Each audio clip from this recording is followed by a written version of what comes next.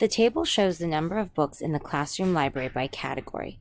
What is the ratio of science fiction books to the total number of books in simplest form? So we're going to start with the science fiction books, which is 16. And we're going to set that to the total number of books. To find the total number of books, I'm going to have to add them all, including the 16 for nonfiction or for science fiction as well. So I've got 24, or I'm going to add 4 plus 6 is 10, plus 2 is 12, carry the 1. 1 plus 2 is 3, plus 1 is 4, plus 2 is going to be 6, plus 3 is going to be 9. So there are 92 total books. This is a part to whole ratio.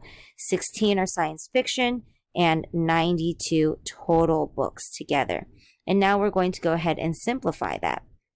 So I'm going to start simplifying out, and I think that they're both divisible by 4, so I'm going to give that a shot.